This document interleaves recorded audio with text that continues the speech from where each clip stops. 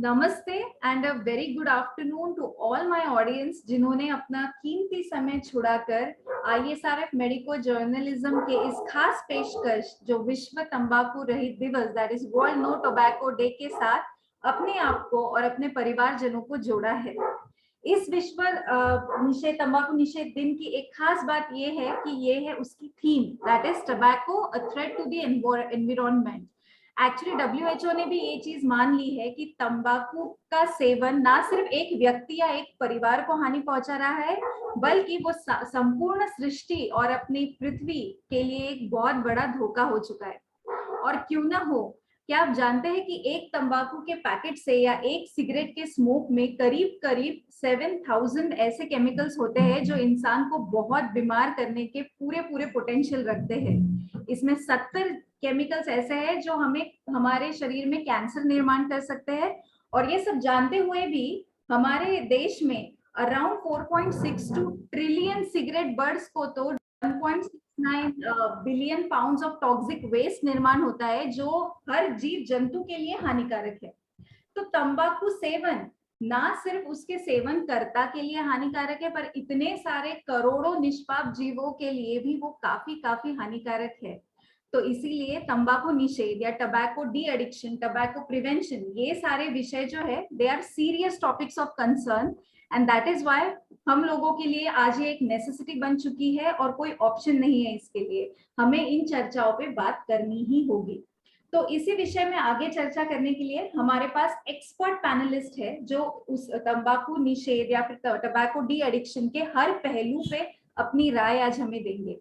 मैं सारे ऑडियंस से दरख्वास्त करना चाहती हूँ कि आप इन स्पेशलिस्ट से, अगर आपके परिवार में किसी को तंबाकू की आदत है या आप किसी पेशेंट को जानते हैं, तो जरूर जरूर आज इस इंटरव्यू का पूरा पूरा फायदा लीजिएगा।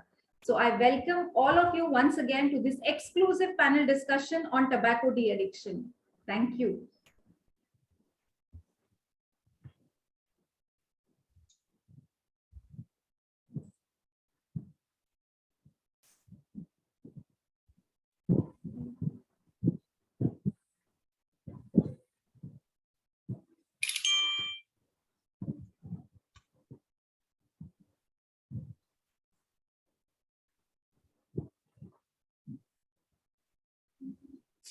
Yes. Thank you, Nikita ma'am. To begin with, I would like to start with जो बहुत फॉर्मल इंट्रोडक्शन है। हमारे साथ जो जाने माने डॉक्टर्स आज पैनल पे है जो अपने अपने फील्ड में काफी काम कर चुके हैं टबैको डी एडिक्शन और काउंसलिंग पे। और उसी के साथ जो हमारे पहले पैनलिस्ट है वो है डॉक्टर चंद्रशेखर सर, जो कि एक आयुर्वेद विशेषज्ञ होते हुए उन्होंने आयुर्वेदिक ड्रग्स और मेडिकेशंस पे PhD ले रखी है। और वो हमें तंबाकू की जो ट्रीटमेंट प्रोटोकॉल्स है जो आयुर्वेद और नेचुरल वे में हम लोग कर सकते हैं उसके बारे में वो काफी हमें गाइड कर सकते हैं। वो प्रोफेसर है AJ मेडिकल इंस्टीट्यूशन में। और I just extend a hearty welcome to you sir for joining this panel. Thank you, it's my pleasure. Yes. हमारे जो दूसरे panelist for today, he is not just a very famous clinical psychiatrist of the region, but उनका खुद का काफी बड़े centres है जो टबैको डी एडिक्शन में काफी काम कर चुके हैं। सक्सेस रेट्स भी काफी हाई है। I would like to extend a hearty welcome to our second guest of honor today, Dr. Vikram Bankhade, who would be guiding us on every aspect of counseling of the patients to de-addiction treatment protocols, जो वो भी अपने centre में काफी follow करते हैं। I welcome you, sir, for this panel discussion.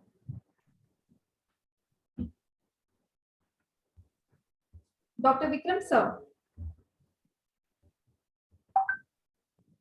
Yes. So I think कुछ internet की तकनीकी लैग की वजह से सर का वॉइस हम तक नहीं आ रहा है। It will be resolve with in a minute. तब तक हम स्टार्ट करते हैं डॉक्टर चंद्रशेखर सर से। सर, आपकी इन जनरल राय क्या है टबैको डी एडिक्शन में? जो आजकल काफी निकोटेक्स और ये सब ब्रांड के च्युइंगम्स आते हैं या निकोटिन थेरेपीज आती है जिसको पेशेंट भारी मात्रा में उसका यूज भी करते हैं, पर एक बार उन्होंने बंद कर दिया तो वो दोबारा एडिक्शन की तरफ बढ़ते हैं, उसके शरीर पे भी कुछ हानियां पहुंचती होगी। तो आप नेचुरल वे में क्या बताना चाहेंगे जिन लोगों को टबैको से मुक्ति पानी है? See, as far as the de-addiction is concerned, because if you stop nicotine abruptly or suddenly, the patient will start showing the withdrawal symptoms, isn't it? Because this tobacco comes under the classification of like CNS stimulant. It wakes you up, keeps you alert, and keeps you active. So if you are habituated to this smoking for a long time, the CNS adapts itself in such a way that it can't be divided of this, right? तो मैं एक दरख्वास्त करना चाहूंगी, क्या हम हिंदी और English दोनों लैंग्वेजेस ठीक है, ठीक है, ठीक है, ठीक है, ठीक है। थैंक सो जब भी ये बॉडी निकोटिन पर डिपेंड हो जाएगा, तब क्या होगा कि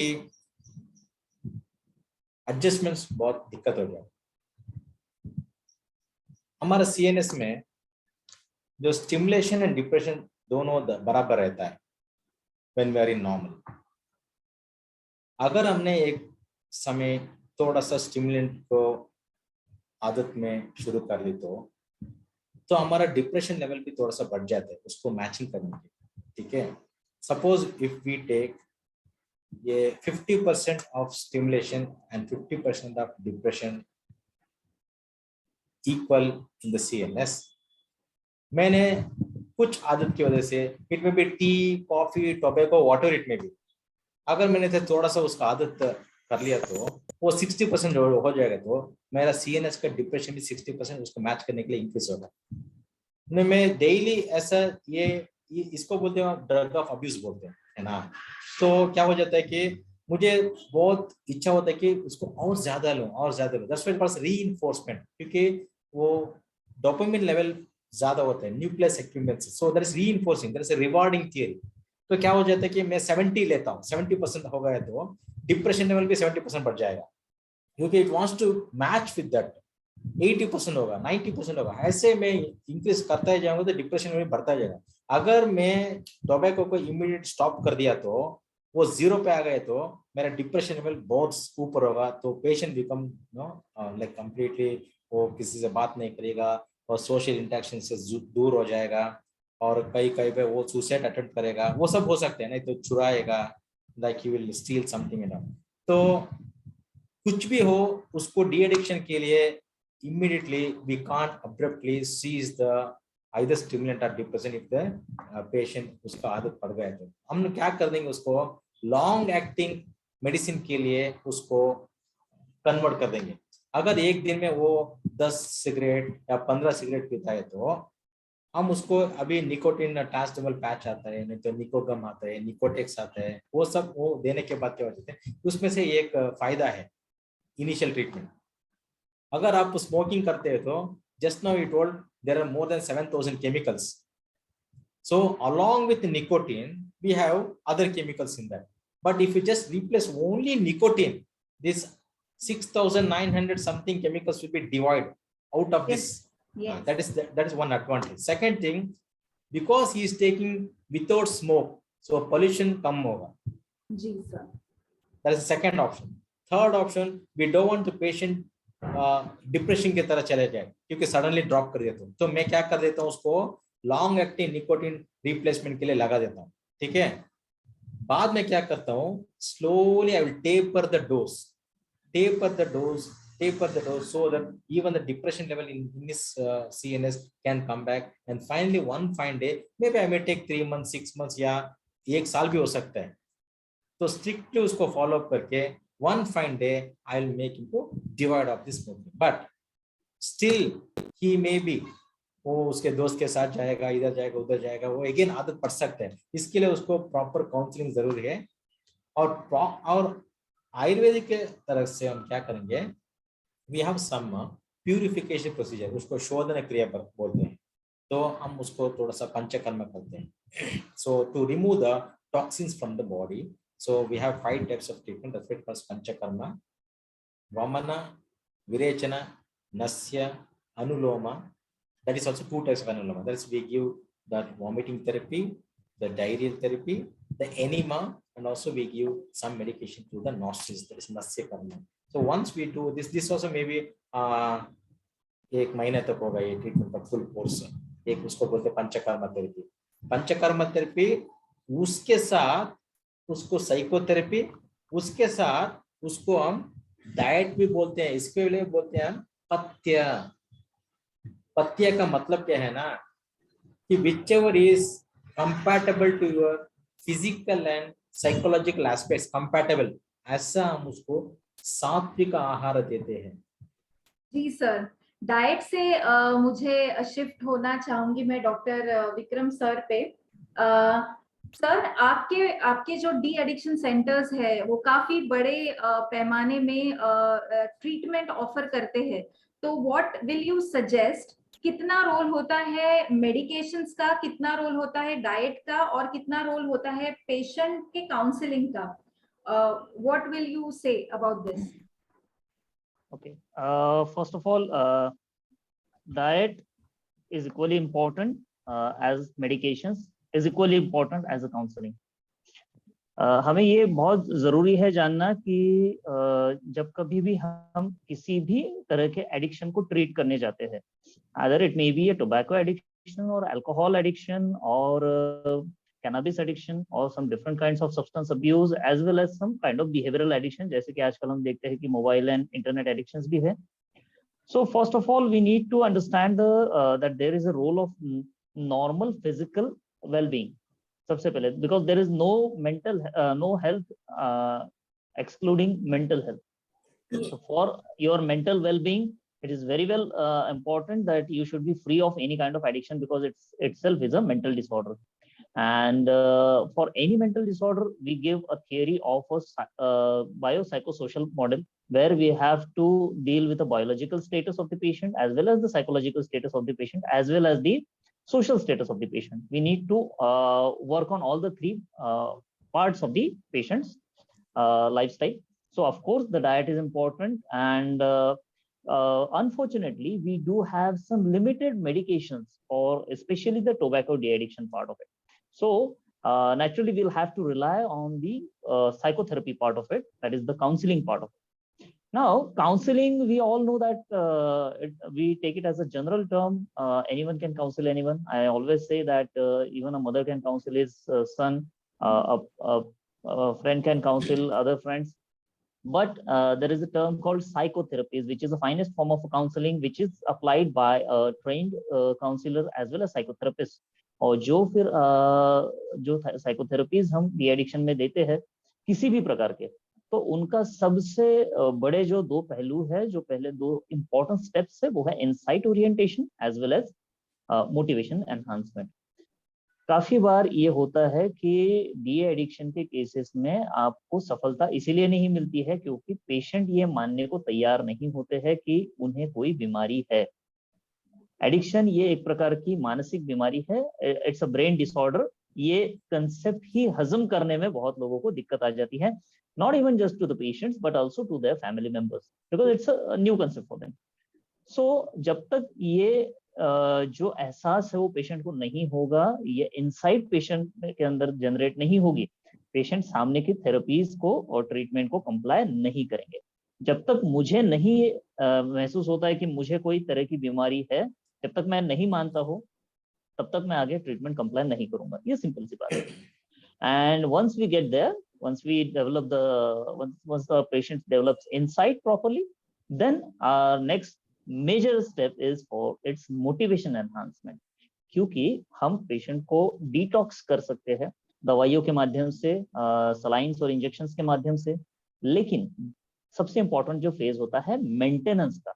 एक बार आप मेडिकल फैसिलिटी से बाहर निकल जाए, आप हॉस्पिटल से बाहर निकल जाए, आप काउंसलिंग रूम से बाहर निकल जाए, आप डी एडिक्शन सेंटर में भले ही हो, आप वहां से घर पे छुट्टी होके चले जाए, what is more important is maintenance therapy. और मेंटेनेंस तभी अच्छे से पॉसिबल है जब आपका मोटिवेशन बहुत अच्छे से है, नशे से दूर रहने की जो प्रेरणा है आपकी वो बहुत अच्छे से टिकी हुई है. और ये बहुत ज्यादा इंपॉर्टेंट स्टेप है आपके मेंटेनेंस के लिए, because It's not a 1 day, 2 day, or a 1 month or 2 months therapy. It will take months together, and you need a proper follow-up and a continuous guidance and a continuous monitoring for that. Yes, very well said, sir. But having said that, हमने अभी तक बात की है कि मतलब तंबाकू या कोई भी लत को अगर छुड़ाना है तो सबका रोल होता है उसमें। तो आप क्या कहना चाहेंगे, जो तमाम हमारे ऑडियंस क्लास है वो फैमिली मेंबर्स भी है जिनके फैमिली में किसी ना किसी को तंबाकू सेवन की आदत है। हमारे ऑडियंस में कुछ स्टूडेंट्स और इंटर्न्स हैं जो लोग अपने पेशेंट्स के लिए बेसिक काउंसलिंग जानना चाहते हैं। तो आप क्या सजेस्ट करेंगे कि फैमिलीज ने और स्टूडेंट्स ने बेसिक काउंसलिंग कहाँ से स्टार्ट करनी चाहिए? देखिए, बहुत ही ज्यादा बेसिक क्वेश्चन है। सबसे पहले हमें ये समझना है कि शुरुआत कहाँ से होती है। यदि हम लोग ये समझ पाएंगे तब हम ये अपने पेशेंट्स तक पहुंचा पाएंगे। आज हमारे साथ में जो भी मेडिकल, नॉन मेडिकल स्टूडेंट्स या फिर पार्टिसिपेंट्स जुड़े हुए हैं, मैं उन सभी के लिए ये चीज थोड़ी सिंप्लीफाइड करना चाहता हूँ। देखिए, क्या होता है कि ये एक बहुत ही अहम पहलू होता है, बहुत ही अहम स्टेप होता है हमारी जिंदगी का, जिसको हम कहते हैं टीनेज, राइट।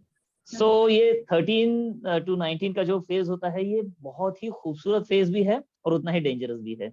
मराठी में से कहते हैं 16वा वर्ष धोक्याचं, है ना। So we all know that most of the addictions की शुरुआत हम हमारे प्रैक्टिस में देखते हैं कि it started usually between 13 to 15 years of age. चाहे वो आप कैनबिस का एडिक्शन बात कर लो, चाहे आप इंटरनेट एडिक्शन की बात कर लो, चाहे tobacco. Because why this age is most vulnerable, that because इस एज में एक व्यक्ति अपने पर्टिकुलर फेजेस से गुजर रहा होता है। काफी सारे physical, hormonal, psychological changes body में इस समय में होते रहते हैं। साथ ही साथ क्या होता है कि ये वो समय है जिसमें सभी को लगता है कि हम विशिष्ट है, हम एक स्पेशल है और ये पूरी दुनिया हमारे इर्द गिर्द घूमती है। और ये सभी ने एक्सपीरियंस किया है, आपने भी किया, मैंने भी किया, यहाँ बैठे जो जिसका भी टीनेज गुजर चुका है उन सब ने ये एक्सपीरियंस किया है हमारे टीनेज में, that we were revolve around ourselves only, we were self engrossed during that phase of our life. So ये चीज होती है। सेकंड थिंग, इस एज में पर्टिकुलरली रिस्क टेकिंग बिहेवियर्स बढ़ जाते हैं।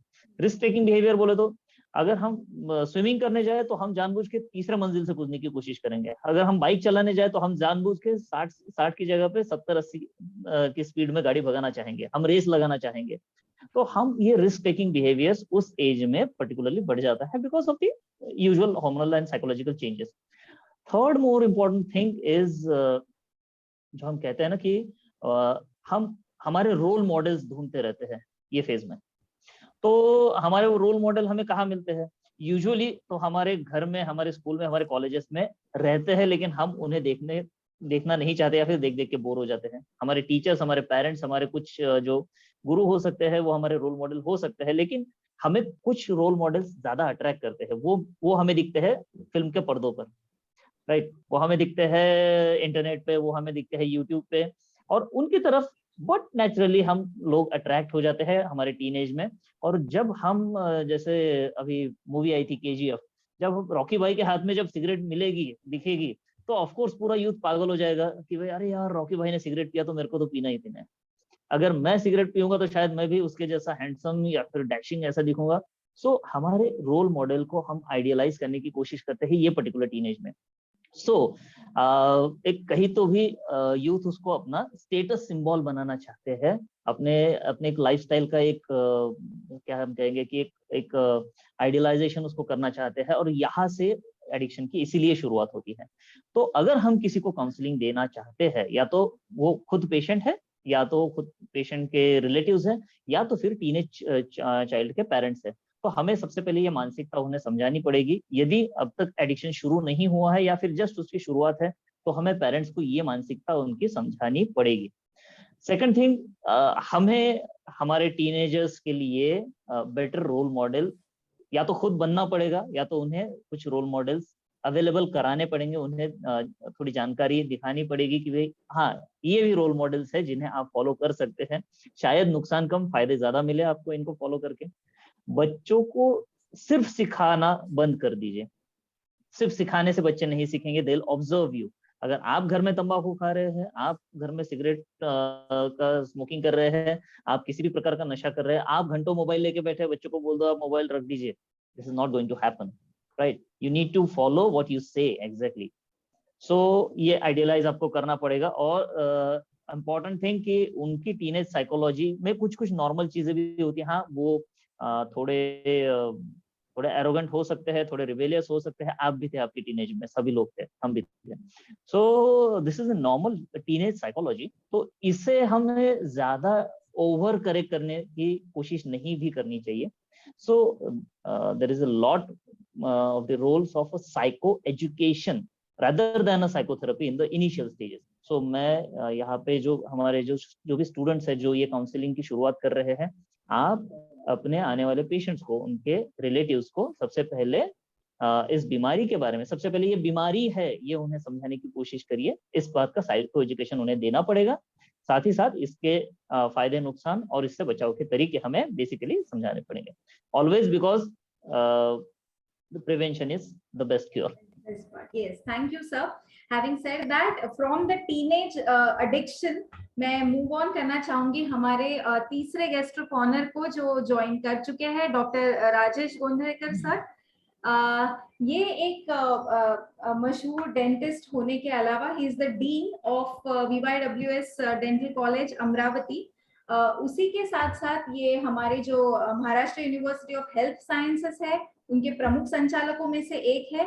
और तंबाकू निषेध या टबैको डी एडिक्शन या काउंसलिंग पे इनका काफी अग्रगण्य नाम और काम दोनों है।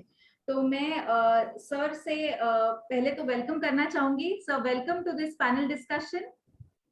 Yeah, thank you, Ketki, and all the eminent persons present on this platform. Yes.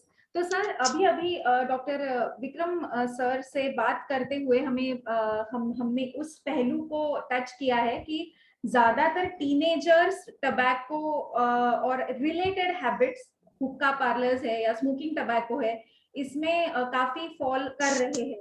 तो सर, आपने अपने डेंटल कॉलेज में एक टबैको डी एडिक्शन या tobacco counselling cell recently start किया है। आपका क्या कहना है, क्या स्टैटिस्टिक्स है, बच्चों से लेके बूढ़ों तक कैसा ये हैबिट स्प्रेड हो रहा है फिलहाल?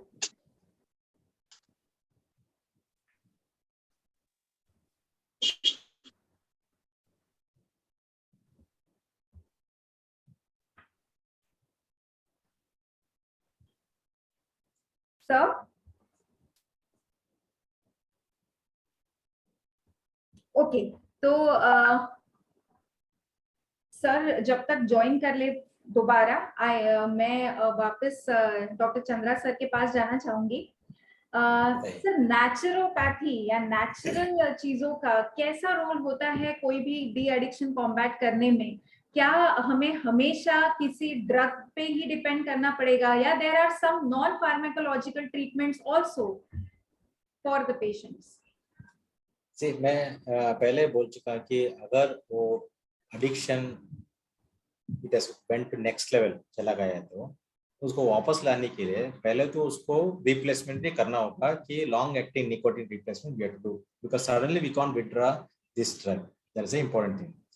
तो एक बार वो नॉर्मलाइज हो जाएगा तो जस्ट लाइक अदर थेरेपी जैसा उसको साइकोथेरेपी देना है, बाद में उसको काउंसलिंग करके उसको we have to take him the confidence and usko we are telling that mind diversion therapy and like yoga pranayama.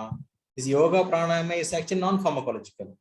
Yes. Okay, and we are going to give him a nourishment diet because that's what he liked when he is taking this all drug of abuses. So whatever the deficient thing is in the body, we are going to replace with the natural substances, mainly with the foodstuffs. So that's replacement therapy. So when we tell non-pharmacological, because we are using a diet there and nutrition, that is also not a drug. So here, as I was telling you in my last presentation, if you use foods as drugs, tomorrow you don't have to use drugs as foods. Yes. Yes, well put, sir. So limited food is good for health, and nutritious and delicious and balanced food is very important. That's important. Okay. So I think, sir, Dr. Gondharekar sir is back. So sir, should I repeat my question? Yeah, please repeat your question. I just Yes, it's okay. Sir, I wanted to know कि आपने अपने dental college में एक tobacco de addiction counselling prevention ऐसा cell स्थापित किया है और आपकी ये काफी अच्छी पहल है। तो आप क्या कहना चाहोगे कि टबैको क्या स्टेटिस्टिक्स क्या है तंबाकू सेवन के छोटे बच्चों में, टीनेजर्स में, एडोलेसेंट्स में, क्या कहना है आपका, कैसी ट्रेंड पाई जा रही है? thank you Ketki madam for giving me the opportunity for coming on this platform. सबसे पहली चीज ऐसी है कि विदर्भ यूथ वेलफेयर सोसाइटी का जो डेंटल कॉलेज है, इंडियन डेंटल एसोसिएशन, इन दोनों ने WHO की हेल्थ से एक टोबैको सीजेशन सेंटर का निर्माण किया है डेंटल कॉलेज में, जहाँ पे हम जो भी टोबैको रिलेटेड एडिक्शन वाले जो पेशेंट्स हैं उनको कोशिश करते हैं कि पहले उनसे बात करके, अगर जरूरत है तो उनको कन्विंस करके, उनके फैमिली मेंबर को इन्वॉल्व करके, और अगर जरूरी रहा तो जो निकोटीन, जो निकोटिक्स वगैरह जो मेडिसिनल्स है, वो मेडिसिन पे हमें IDA ने और WHO ने प्रोवाइड किए जो पेशेंट को हम देते हैं। बट हमारा ज्यादा फोर्स ये रहता है कि पेशेंट का खुद का interest to leave this particular habit along with the support of family member. But frankly speaking, मेरा जो एक्सपीरियंस है इतने साल का, it is very difficult to leave the habit of tobacco. Initial phase में वो फोर्स में पेशेंट हाँ बोल देता है, और फिर उसको पेट की शिकायतें, साइकोलॉजिकल प्रॉब्लम, बाद में फैमिली मेंबर्स ही बोलते हैं भैया तू ये हैबिट वापस चालू कर दे, हमारे दिमाग को तकलीफ मत दे। But the number of oral cancer and pre-cancer cases we are diagnosing each day in Amravati city. Looking towards it, we have to do something. और जैसा अभी सर ने, वानखेड़े सर ने बोला कि थोड़ा सा वो एक ऐसा क्रेज है कि मैं पान मसाला खाता हूँ या सिगरेट पीता हूँ, ये जो क्रेज है जनरल पॉपुलेशन में, ये कहीं तो भी हमें रोकना पड़ेगा, otherwise this is going to create problems. ये मेरा थॉट प्रोसेस है। But we have to come together and एक थोड़ा सा ऐसा बोला गया कि family members if they avoid this particular habit in front of children, क्योंकि बच्चे अपने पेरेंट्स को थोड़ा सा फॉलो करते हैं। और इफ आई नो केतकी को पता है, हमारा एक स्टडी था, how the habit develop evolve from a tutti frutti to paan stall to paan masala. Sir, किसके बारे में कि आप 2 मिनट उसको इलैबोरेट करके बताइए, ताकि वो बहुत मददगार साबित होगा हमारे आम ऑडियंस के लिए जिन्होंने हमें ज्वाइन किया। एक हमारा एक स्टडी हुआ था, उसमें हमने जैसे पता करने की कोशिश की थी कि ये हैबिट कैसे डेवलप होती है। तो नॉर्मली हमारा एक फाइंडिंग ऐसा था कि एक बहुत कॉमन हैबिट है कि अगर पेरेंट्स में से फादर या दादाजी, नाना जी, ये अगर पान खाते हैं या खर्रा खाते हैं तो दे गो टू पान स्टॉल, और इनवेरिएबली फिर बच्चे पीछे लगते हैं कि हमें आपके साथ आना है। और फिर बच्चे वो अपने पेरेंट्स के साथ बोले या रिलेटिव के साथ पान शॉप पे जाते। पान शॉप पे जाने के बाद इनिशियली वो पान वाला खुद होके ही शायद उनको टूटी फ्रूटी फ्री में देता है, क्योंकि वो प्रोबेबल फ्यूचर कस्टमर होता है उसका। फिर टूटी फ्रूटी से धीरे धीरे वो मसाला, खर्रा, गुलकंद डाले हुआ उसमें, उससे शुरू करता है, देन चिप्स, मसाला पान, एंड देन कभी तो भी थोड़ा सा वो 13-14 साल का होने के बाद ही gets an interest of eating थोड़ा सा जो फ्लेवर्ड टोबैको होता है उसके तरफ। एंड फ्रॉम फ्लेवर्ड टोबैको की कॉस्टिंग, थोड़ा सा शादी होने के बाद हमारे को ऐसा फाइंडिंग हुई कि वो जो पान के कारण जो कपड़े को ये गिरते हैं या दांतों में स्टेन्स आते हैं, तो बीवियां शायद उसको फोर्स करती है कि ये तो पान वाली हैबिट बंद कर देगी, एंड देन ग्रेजुअली ही shifts to kharra. And ultimately हमारा फाइंडिंग ये था कि सबसे आखिर में वो जो लोकल तंबाकू और चूना, ये मिक्सचर अलोंग विद सुपारी, इस पे शिफ्ट होता है। So a tutti frutti habit at age of around 5 years onward lands him in trouble and takes him to a tobacco habit or Kharra habit. Yes, very very well observed sir. तो आइंदा बच्चों को park में ही लेके जाए, McDonald's लेके जाए, आप उनको अपने साथ स्कूटर पे बैठ के पान ठेले पे मत लेके जाइए। तो हैविंग सेड दैट, मैं विक्रम सर के पास जाना चाहूंगी और ये पूछना चाहूंगी कि सर, मैंने टाइम्स ऑफ इंडिया में एक आर्टिकल पढ़ा था कि अगर किसी को अपनी टबैको हैबिट कम करनी है तो उनको हमेशा, क्योंकि जैसे आपने बोला कि टैबू एसोसिएटेड है लोगों के माइंड में कि वो जल्दी साइको काउंसलिंग के लिए या बाकी थेरेपीज के लिए नहीं जाते हैं, वो खुद से कुछ ट्रायल एंड एरर करते करते रहते हैं और गूगल पे देखते रहते हैं। तो मैं चाहूंगी कि मैंने पढ़ा था कि चॉकलेट्स या dark chocolates can prevent that, you know, जो किक जो आती है निकोटीन की, मे बी वो सिमिलर होती होगी, या कोई फ्रूट्स ऐसे है जो पेशेंट का उस टाइम का जो यू नो जो क्रेविंग है वो कम कर सकता है। तो ऐसी कोई टिप्स आप देना चाहोगे जिनको खुद होके अपने विल से तंबाकू कम करना है, rather than reaching for proper medical help, तो वो घर के घर में how can they combat it? Okay, very nice question, but इस क्वेश्चन का आंसर देने से पहले मैं सिर्फ दो बातें यहाँ पे बताना चाहूंगा। एक तो बहुत ही बढ़िया स्टडी सर ने किया, बहुत बहुत सुंदर तरीके से उसका विश्लेषण सर ने बताया। Of course is our senior consultant and बहुत नाम है धुंधलकर सर का, and we are really I think it's a pleasure to have to share screen with him. दूसरी चीज मैं यहाँ पे ये जरूर कहना चाहूंगा कि it's not a habit, we all should stop saying it as a habit. It's a medical disorder, it's a mental disorder, it's a nicotine dependence syndrome, what we call it as, or it's a substance abuse. It's not a habit. Habit में और addiction में यही फर्क होता है, ये हमें बेहतर तरीके से पहले समझ लेना चाहिए। ये जो इनसाइड मैं एक बात कर रहा था ना कि भाई पेशेंट को ये एहसास ही नहीं होता कि वो बीमार है, क्योंकि वो फर्क नहीं कर पाते एडिक्शन क्या है और हैबिट्स क्या है। ये मेरी आदत नहीं है। आदत मेरी क्या है कि मुझे मीठा खाना पसंद है, वो मेरी आदत है। मुझे मूवीज देखना पसंद है, वो मेरी आदत है। मुझे रोज खेलना जाना पसंद है, वो मेरी आदत है। मुझे डांस करना पसंद है, वो मेरी आदत है। अगर मैं ना करूँ तो मुझे ठीक है अच्छा नहीं लगता।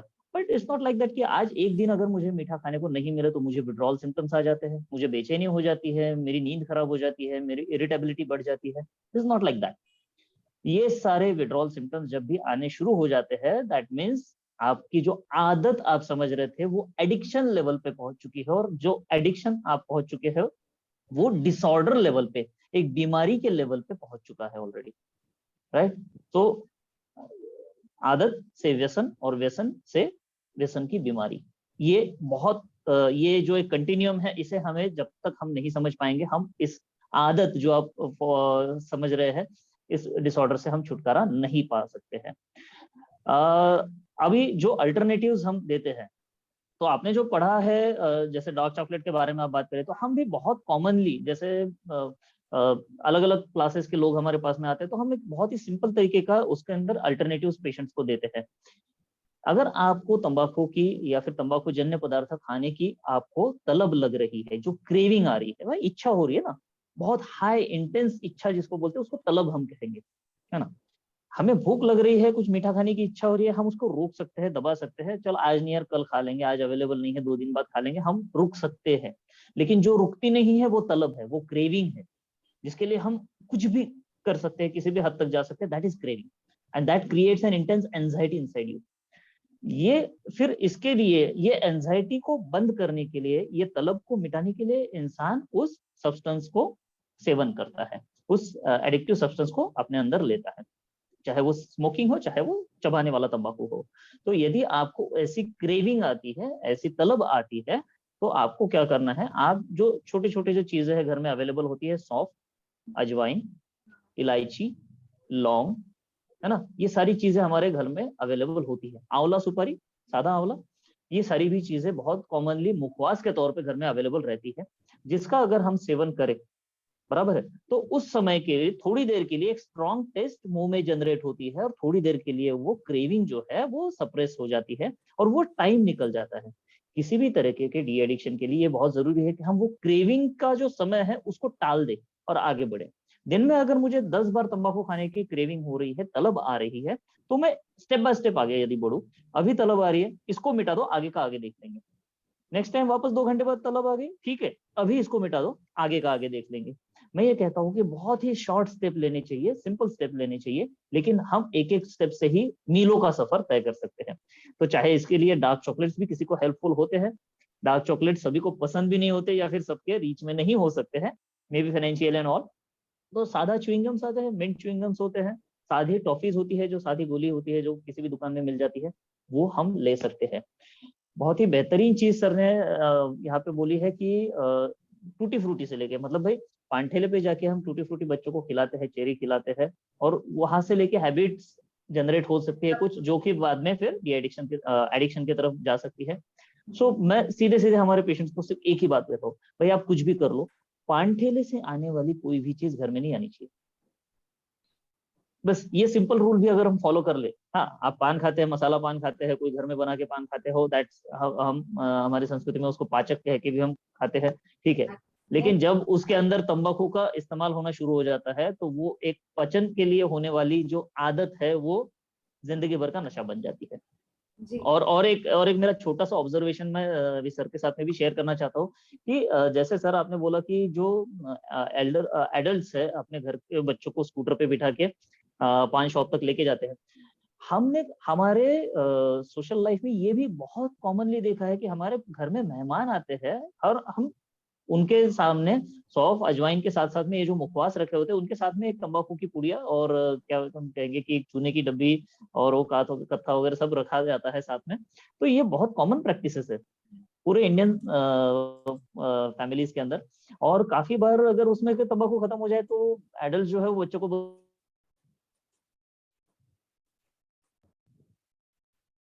में भी पहले खुले में तंबाकू मिलता था, अभी भी काफी जगहों पे मिलता है, वो घर में लाया जाता है। तो काफी सारे इंडियन फैमिलीज में आज भी घर पे तंबाकू अवेलेबल है, मेहमानों को ऑफर किया जाता है, उसमें खत्म होगा तो बच्चे तो इजीली हैंडल कर देते हैं। सो ये तो घर में देख रहे हो, ये सारी प्रैक्टिसेस होते हैं। मैंने बोला था अगर हमें बच्चों को बदलना है, उनका फ्यूचर बदलना है, तो सिर्फ दवा गोली से काम नहीं होगा, सिर्फ डॉक्टर्स कुछ नहीं कर पाते, सिर्फ मेडिकल प्रोफेशंस कुछ नहीं कर पाएंगे, पूरे समाज की मेंटेलिटी ग्रेजुअली हमें बदलनी पड़ेगी। ये बहुत बड़ा टास्क है और इसीलिए तंबाकू डी एडिक्शन, ये नो टोबैको डे जो है, ये बहुत जरूरी है पूरे समाज की मानसिकता बदलने में। ये समय लगेगा उसमें। यस हम लोग हमारे लेवल पे, हर इंडिविजुअल लेवल पे तो इस पे काम होना ही चाहिए। मगर मैं डॉक्टर राजेश सर से पूछना चाहूंगी कि क्या मतलब जैसे ज्यादा से ज्यादा मरीज जो है, टारगेटेड मरीज जो है टबैको के, वो डेंटल और मेडिकल कॉलेजेस में रिपोर्ट होते हैं, तो इस हिसाब से कुछ हमारी यूनिवर्सिटीज की पॉलिसीज है इस दिशा में, कुछ गवर्नमेंट पॉलिसीज है, या हम इंटर्न्स को कंपलसरी ट्रेनिंग दे रहे हैं? What are the steps that are taking that people and the policies are taken place in colleges and universities? एक तो गवर्नमेंट ऑफ महाराष्ट्र ने एक नेसेसरी कंपलसरी किया है कि हर कॉलेज कैंपस में use of tobacco products is not allowed. ये सबसे पहली एक जो रिक्वायरमेंट है। एक जो टोबैको कैंपेन के अगेंस्ट 500 मीटर का जो रेंज है स्कूल से, उसके आजू बाजू sale of tobacco is not allowed. वो एक कैंपेन अमरावती में काफी हद तक शुरू हो चुका है। काफी स्कूल के बाजू में उन्होंने नो टोबैको जोन करके मार्क किया हुआ है, क्योंकि स्कूल के बाजू में भी बहुत कॉमनली पान शॉप्स अवेलेबल थे। ये कुछ चीजें जैसे गवर्नमेंट लेवल पे हुई है, कॉलेज लेवल पे थोड़ा सा एक I will say that is a development since last 30 years since I was in college. Cigarette smoking was considered to be a craze in previous days. Nowadays, because of whatever measures the government and social media has taken, the interest of cigarette smoking in youth is reduced drastically as far as the last 30-40 years is concerned. But use of pan masala is very, very common, and use of that in campus is also not allowed, and fine has been increased drastically by most of the institute. हम हमारे level पे तो यही कर सकते हैं कि awareness create करना is the only thing which we can do, and I feel the awareness can be created better in the school going children rather than Yes. वो भी कुछ हद तक, क्योंकि हमने जब हमारे स्टेटिस्टिक्स देखे थे तो जैसे जो लेस प्रिविलेज क्लास है सर, जैसे एरियाज में घाट एंड एसोसिएटेड आदिवासी एरियाज, वहां पे तो भूख को मारने के लिए तंबाकू सेवन होता है। तो इन ग्रास रूट लेवल पे क्या काम हो सकता है आपकी, कुछ उसके लिए स्पेशल राय कि हम लोग कैसे अवेयरनेस बढ़ा सकते हैं? क्योंकि बहुत बच्चों में OSMF और रिलेटेड डिजीजेस आते हैं कॉलेजेस में, जो कहते हैं कि हमारी माँ, क्योंकि हम लोग 2 वक्त का खाना अफोर्ड नहीं कर सकते हैं, तो उसके बजाय तंबाकू देती है। तो आप से ओपन फोरम है सर, आप कोई भी इसका आंसर दे सकते हैं। इसके बारे में तो मैं यही बता सकता हूँ कि मुझे लगता है कि लोगों के पास 1-to-1 बात करके थोड़ा सा हमें करना पड़ेगा, क्योंकि माउथ टू माउथ पब्लिसिटी ये सबसे बेस्ट तरीका है। अब जैसे आज सुबह हम गांधी चौक और यशोदा नगर में हमने हमारे जो डेंटल चेकअप के लिए गए थे टू क्रिएट अवेयरनेस, वहाँ हमने जो 30 पेशेंट देखे। आज ज्यादा पेशेंट नहीं थे वहाँ पे, नंबर ऑफ जो डेली वेजेस के मजदूर थे कम थे, पर 30 पेशेंट देखे। वो 30 में से एक भी पेशेंट ऐसा नहीं है जिसके पास अच्छी क्वालिटी का मोबाइल हो या जो सोशल मीडिया को अप्रोच करता हो। वो पर्सन सिर्फ माउथ टू माउथ पब्लिसिटी के भरोसे ही अवेयरनेस क्रिएट हो सकता है। और वहां पे भी इतनी छोटी छोटी चीजें थी कि जैसे मैं तंबाकू खाता हूँ, उससे मुझे मेरे दांत अच्छे रहते हैं, मेरे को कीड़ नहीं लगती। ये काफी लोगों का ये था कि मुझे मेरे पेट की शिकायतें इससे कम हो जाती है, बिकॉज काफी रूरल पॉपुलेशन में तो टोबैको यूज इसीलिए होता है कि उससे पेट की शिकायतें नहीं होती। तो ये तो 1-to-1 उनसे बात करके ही हम सॉल्व कर सकते हैं। और एक को अगर बताया तो वो माउथ टू माउथ पब्लिसिटी से ही उसका प्रचार होगा, ऐसा मुझे लगता है। क्योंकि जो क्लास को आज सुबह हमने बात किया, उनमें से कोई भी मोबाइल से नहीं या सोशल मीडिया से नहीं अप्रोच हुआ जा सकता। उनको कुछ लिख के अगर आप पैम्पलेट बांटेंगे तो उससे भी नहीं होगा। इनसे 1-to-1 ही बात करनी पड़ेगी। तो मुझे ऐसा लगता है गवर्नमेंट का एक बहुत बढ़िया इनिशिएटिव है कि हर कॉलेज और स्कूल को उन्होंने अभी बोला है कि आप एनएसएस के थ्रू एक एक गांव आप दत्तक लीजिए, अडॉप्ट कीजिए। वो हर स्कूल ने और कॉलेज ने जो दत्तक ग्राम अडॉप्ट किया है, जैसे हमने पर्सकिट करके गाँव जो हमने डेंटल कॉलेज ने लिया है, वहां जाके हमारे बच्चे हर घर में जाके यही बोलते हैं कि भैया टोबैको के ये साइड इफेक्ट्स है।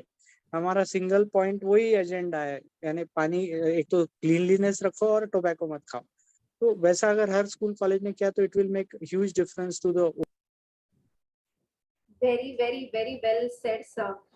मैं कहना चाहूंगी कि government bodies, colleges, doctor, hospitals ये तो अपने अपने लेवल पे अडॉप्शन की बात करेंगे, पर अगर हर घर के हर एक हर किसी मेन व्यक्ति ने ये डिसाइड कर लिया कि हमारे घर में तंबाकू नहीं आएगा, या हम हमारे साथ जो लोग जुड़े हैं हम उनको तंबाकू सेवन नहीं करने देंगे या उसकी परहेज करेंगे, तो काफी हद तक 1-to-1 हम लोग रीच कर सकते हैं। और इसी के साथ मैं जाना चाहूंगी वानखेड़े सर की तरफ, और मैं पूछना चाहूंगी कि आप तो ऑलरेडी बड़े बड़े डी एडिक्शन सेंटर्स चला रहे हैं सर, जहाँ पे मिक्स एंड मैच पॉपुलेशंस आती है, तो आप क्या कहना चाहेंगे कि कितना सक्सेस रेट है इसका, जो टोबैको डी एडिक्शन की हम लोग ट्रीटमेंट मल्टी मोडालिटीज यूज कर रहे हैं, what is the actual success rate? Is it possible for people to actually leave this habit of tobacco या of tobacco, sorry. Nice nice. अगर आज मैं किसी एक के मुंह से भी ये हैबिट की जगह डिसऑर्डर निकलवा सको तो आई बी सक्सेसफुल। डेफिनेटली क्या होता है कि डी एडिक्शन सेंटर में प्रैक्टिकल हर्डल्स मेरे सामने ये होते हैं कि मतलब हर रोज 80-90 अलग अलग तरीके के एडिक्शन के पेशेंट्स हमारे सामने आते हैं, बट बहुत ही कम उसके अंदर सिर्फ टोबैको छुड़ाने के लिए आते हैं। हमारे सामने मैक्सिमम केसेस ऑफ एडिक्शंस वो आते हैं कौन से? De addiction for alcohol, de addiction for cannabis related substances, चाहे वो गांजा या भांग का सेवन कर रहे हैं, या फिर इंटरनेट एडिक्शन है, या तो फिर गेमिंग एडिक्शन है, या तो फिर एमडीए इनहेलेंट्स, या फिर ऐसे। क्यों ऐसा? क्योंकि टोबैको ये एक डोसाइल एडिक्शन है, अगर मैं सीधी भाषा में कहूँ। क्योंकि मैं अगर टोबैको खा रहा हूँ तो मेरी वजह से किसी और को कोई तकलीफ नहीं होती।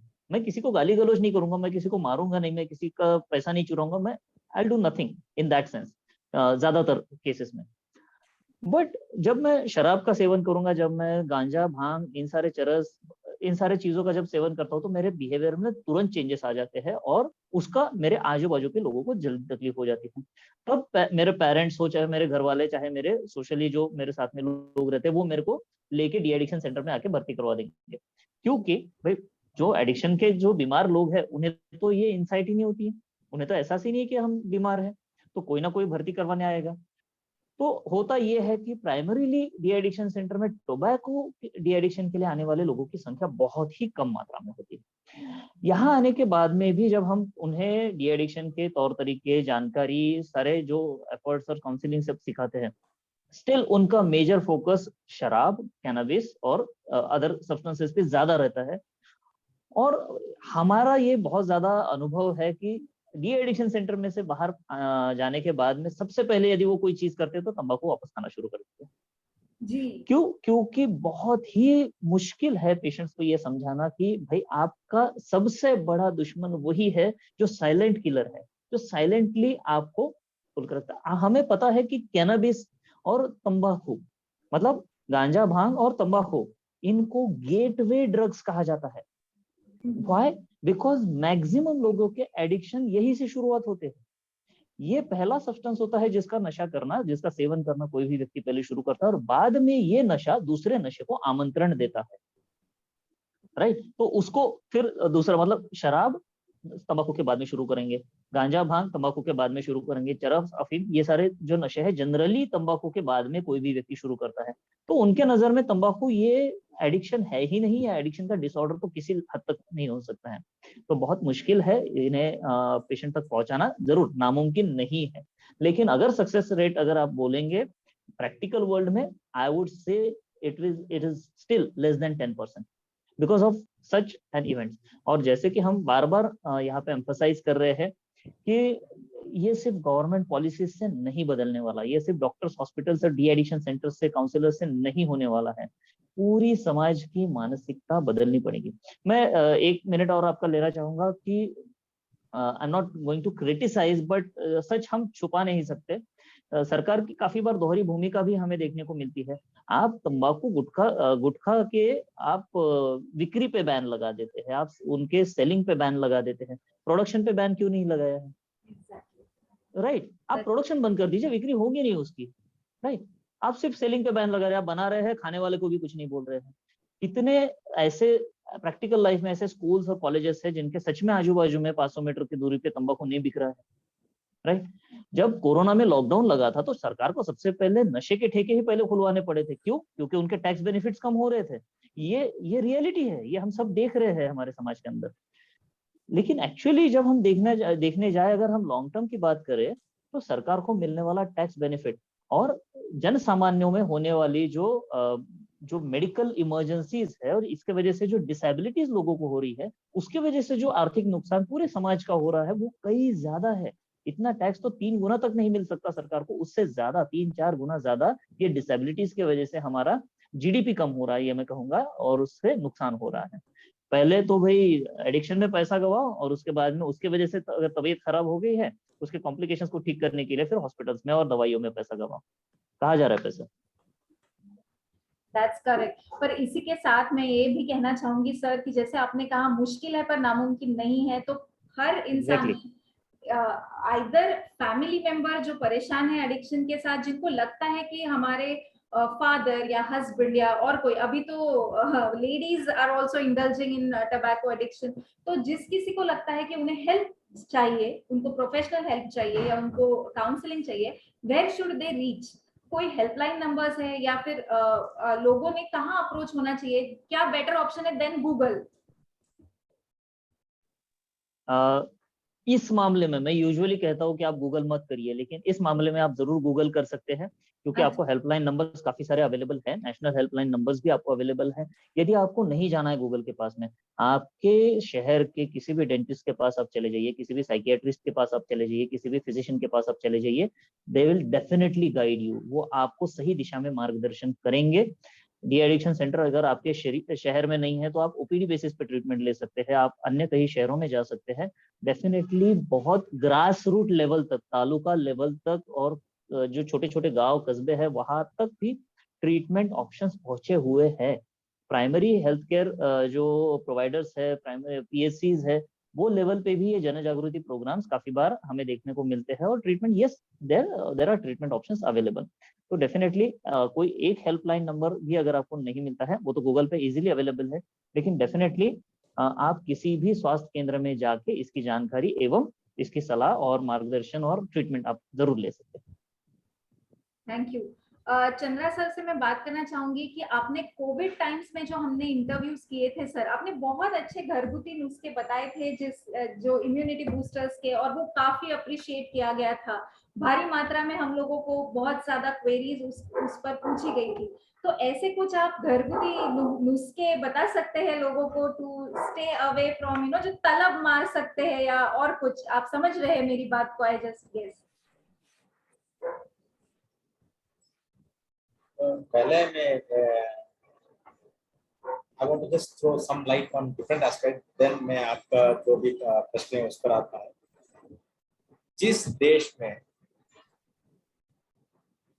टोबैको प्रमोशन लीगलाइज कर दिया है, आप देख रहे हैं आजकल टीवी में जो भी एडवर्टाइजमेंट आते हैं, बिग सेलिब्रिटीज आके वो पान मसाला को कैसे प्रमोशन कर रहे हैं। जिस देश में, not only this country, tobacco promotion को लीगलाइज कर दिया है और जो भी उस देश का कानून है वो कुछ नहीं कर रहा है, हम और आप क्या कर सकते हैं बताइए। मैं एक एक को चुन चुन के मैं इसको ट्रीटमेंट इलाज करते जा बताओ, कितना करोड़ों लोगों को मैं ऐसा कर सकता हूँ। अगर आप स्टेक होल्डर से, आप अगर पॉलिसी डिसीजन मेकर से आप हायर लेवल पर है, you can bring the law, ये सब आपके हाथ में है। See there are two aspects. If you make a small change it can bring a big impact, and if you make a big change it can bring even the small changes also it can make. See, one thing I will tell you, अगर सरकार को पैसा आना है तो किसका tax बढ़ाएंगे? वो पेट्रोल का, डीजल का, एलपीजी सिलेंडर का, नहीं तो मिल्क का, क्योंकि वो डेली ज्यादा बिकने वाला है। अगर वो मैगी पर टैक्स लगा दिए तो मैगी खाना छोड़ देंगे हम। अगर वो मैं खून खरीदूंगा, उसमें से मैं खून खरीदना छोड़ दूंगा, उन पे वो नहीं लगाएंगे। They know what the people wants, for that they put the tax. The same way this has become legalized, and you see the revenue of this. If a celebrity gets 50 crores to promote the tobacco product for 1 year, for one celebrity, what may be the revenue of the tobacco sale and how much? If a government indirectly उसमें से कमा रहा है तो हम किस किस को ढूंढ के जाए, नहीं तो वेट करें कि वो हमारे पास आके इलाज दे। So unless you don't legalize this, this is not the matter of that we are going to completely become. It should be become a zero tolerance. Yes sir, of course. But ultimately जो harm में who is at loss is the common man, layman, और ऐसे ही लोगों को हम लोगों का दायित्व बनता है being healthcare professionals to make them realize this duty. मैं इसलिए बता रहा हूँ कि मैं वर्ल्ड में फेमस नहीं हूँ, आप नहीं है, ये नहीं वो नहीं है, लेकिन जो फेमस व्यक्ति है उनसे से जस्ट अभी वेंकटेश्वर ने बोला कि जिनको हम फॉलो करते हैं वही इसको प्रमोट करते हैं, तो हम उसके पीछे जाएंगे, हम उसको रोल मॉडल मांगते हैं। तो वही प्रमोट कर रहा है कि आपका ये कमला पसंद का वो बोलो जुबा केसरी का, ऐसा बोल रहा है कि तो जुबा तो केसरी होगा, तो कब होगा वो the purity not be there. Yeah. Yes, truly said. I can see some questions. I will request Nikita ma'am if we can take some questions from Facebook Live, because we have 5 to 10 minutes more, and then maybe we can go ahead with the the session. Nikita ma'am.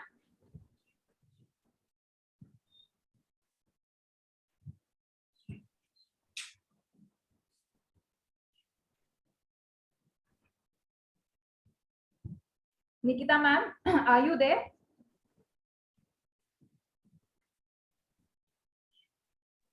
Yes, I I can see a question which is the same, that a girl is asking that her father is a tobacco addict since long, but when going for a therapy, he is much rigid for that. So how can she be of help?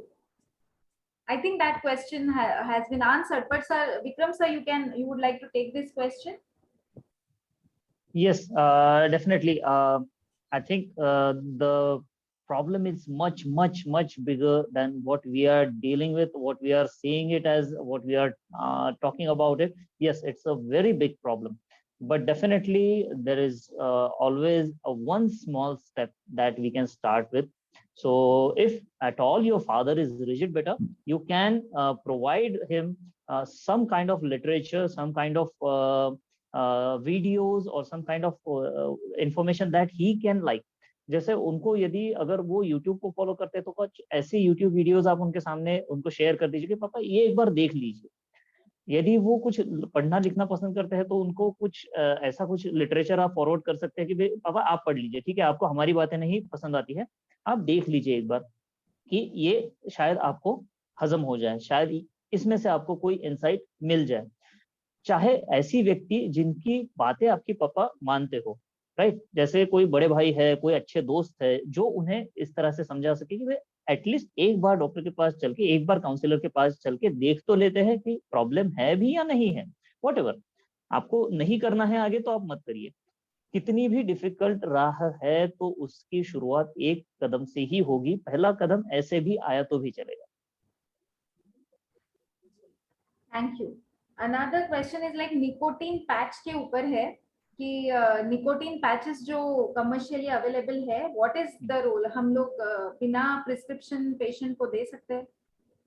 नहीं, nicotine patch, nicotine chewing gums, nicotine lozenges, ये सारी जो चीजें हैं ये एक दवाई की तरह इस्तेमाल होनी चाहिए। Definitely it should be sold on the prescription basis only, क्योंकि कितनी मात्रा में, भाई अल्टीमेटली निकोटीन ही शरीर में जा रहा है ना, चाहे वो ट्रांसडर्मल पैचेस से जा रहा हो, चाहे वो आप उसको च्युइंगम की तरह चबा रहे हो, चाहे आप उसको लॉजेंजेस की तरह ले रहे हो, तो निकोटीन अल्टीमेटली आपके शरीर में जा रहा है।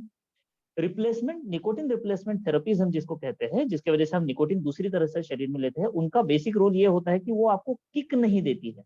सिगरेट आप पिएंगे, तंबाकू आप रखेंगे, खर्रा आप खाएंगे तो उसके अंदर से किक मिलती है, वो किक के चक्कर में आप बार बार वो नशा करना चाहते हैं। पैचेस अगर आप लगाएंगे, निकोटीन च्युइंगम्स अगर खाएंगे तो उससे वो किक नहीं मिलती, लेकिन निकोटीन की मात्रा शरीर में बनी रहने के कारण आपको डिस्ट्रेसफुल सिम्टम्स नहीं आते जो तंबाकू छोड़ने की वजह से आ सकते हैं।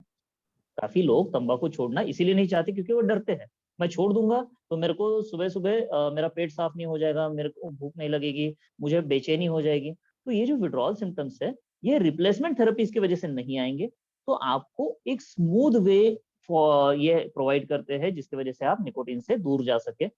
लेकिन काफी बार हम ये भी देखते हैं कि लोग पैच भी लगा देते हैं, च्युइंगम भी खा लेते हैं और उसके ऊपर भी सिगरेट और तंबाकू चालू रखते हैं। You can imagine the amount of nicotine that is entering in your body. ये बहुत ज्यादा मात्रा में निकोटीन आपके शरीर के अंदर चला जाएगा और आपको कॉम्प्लिकेशन ज्यादा डेवलप होने की संभावना है। तो ये जो सारी चीजें हैं ये एक ट्रीटमेंट है, और हर ट्रीटमेंट मैं ये कहूंगा कि एक्सपर्ट मेडिकल प्रोफेशनल्स के गाइडेंस के अंडर ही लेनी चाहिए, अदरवाइज नहीं। Okay, thank you sir. Next question I think doctor Rajesh sir address करना चाहेंगे। यूजुअली लोगों का मतलब सवाल ये है कि जो तंबाकू सेवन के बाद जो ओरल कैंसर या फिर जीभ का कैंसर या लंग्स का कैंसर होता है तो उसमें कितना वक्त लगता है? क्या तंबाकू खाने वालों को कंपलसरी कुछ चेकअप के लिए जाना चाहिए हर 6 महीने, या आप क्या सजेस्ट करेंगे? प्रीवियसली ऐसा था कि ओरल कैंसर या प्री कैंसर जो है वो नॉर्मली 45 प्लस एज में होता है, बट अभी हम इतने में जो देख रहे हैं कि oral cancer even at age of 19-20 से भी डिटेक्ट होना शुरू हो गया है, या पेशेंट आते हैं जिनको ये प्रॉब्लम 19-20 साल ऑनवर्ड्स भी होना चालू है।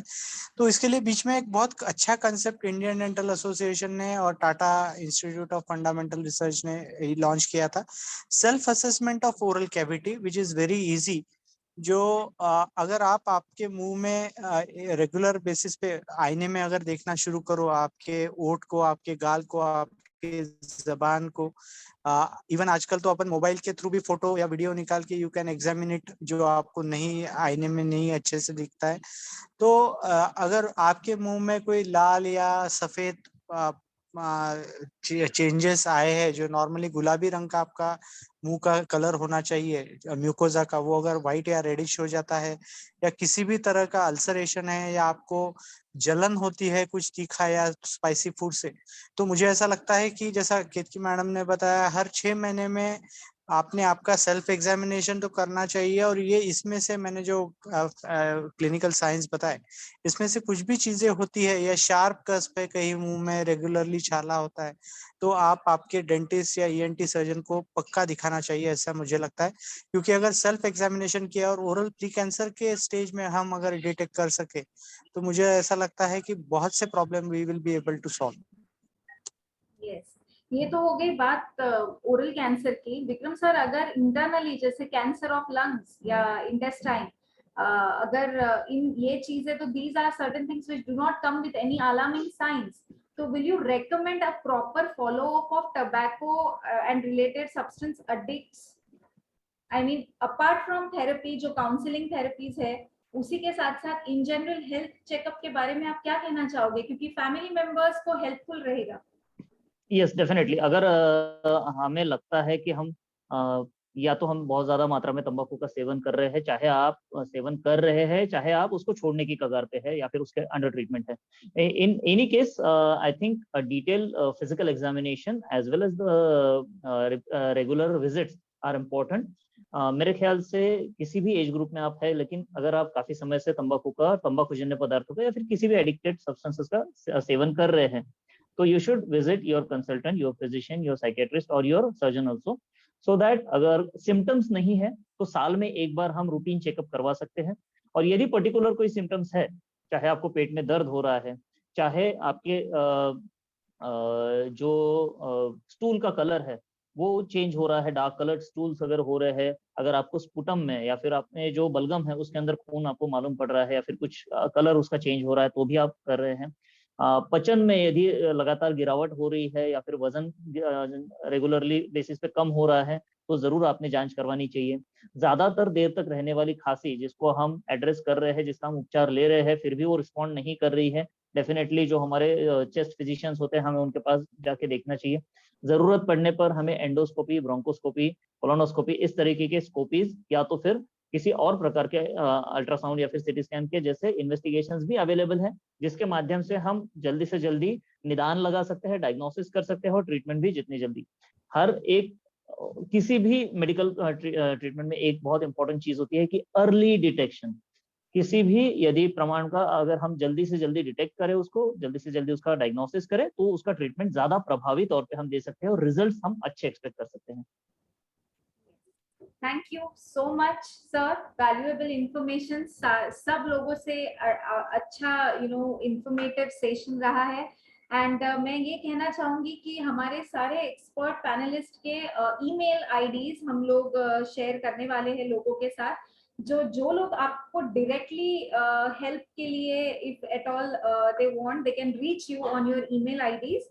एंड I just hope हमारा ये छोटा सा attempt can actually make a change in anybody's life.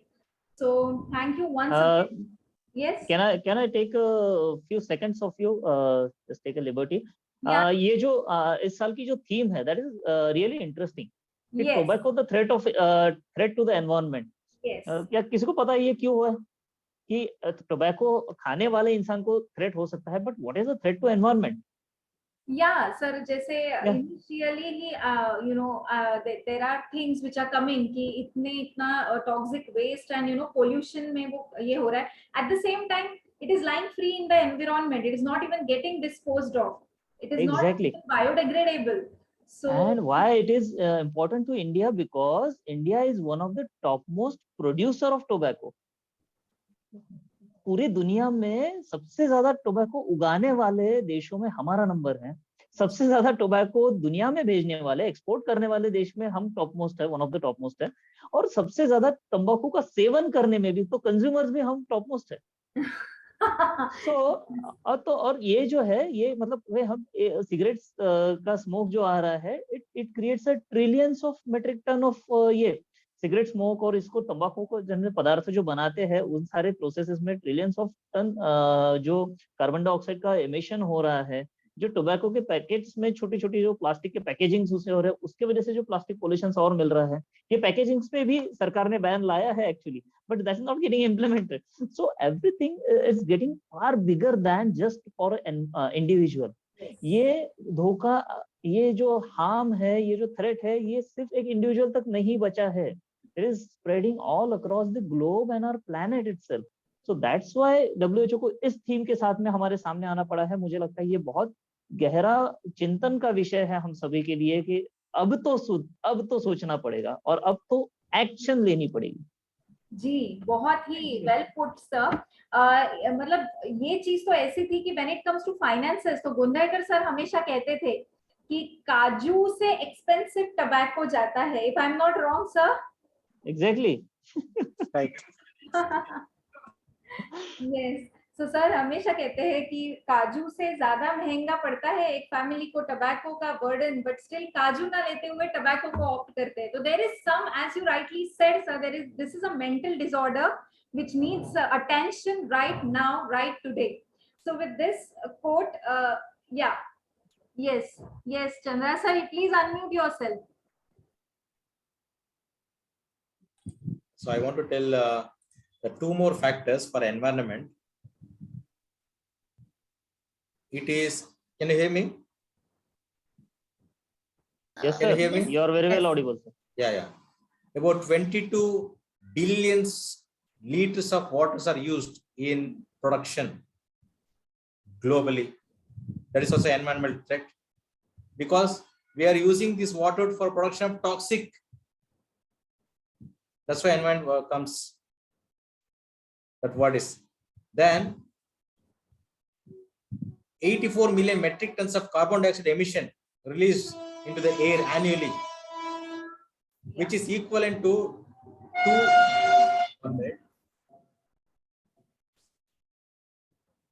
22, as I told you. So about 84 million metric tons of carbon dioxide emissions released air annually, which is equivalent to 280,000 rockets launched into the space. And they are contributing for rising in the global temperature, greenhouse effect. A single cigarette emits 14 grams of carbon dioxide in its life cycle. So that's why tobacco is a threat to our environment. Yes. And also to 2 lakh hectares deforestation to grow these trees. And they are the one which consumes more water than other trees. Again, environment threat.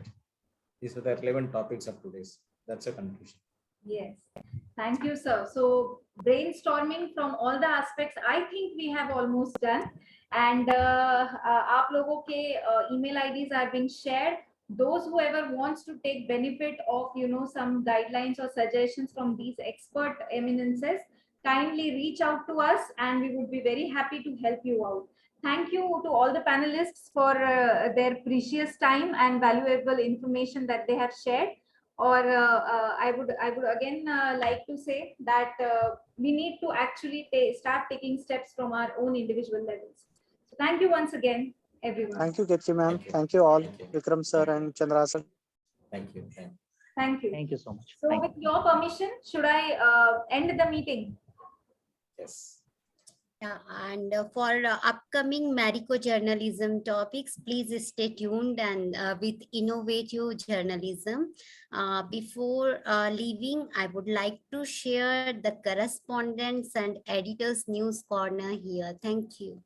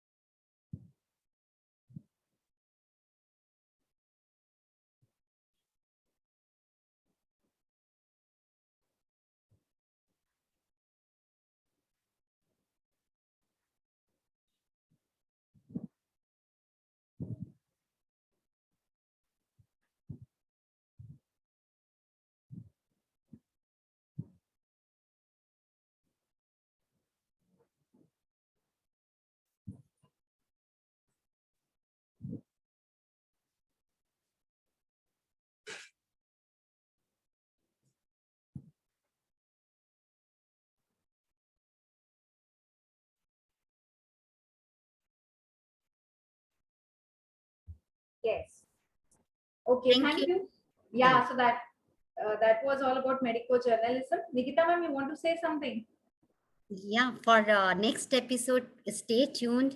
And Dr. Ketki madam is coming with a number of correspondent. She's the leading journalism in ISRF. So stay tuned for next episode. Thank you. Have a Thank you great once morning. again, everyone. Yeah. Have a good evening. Thank you.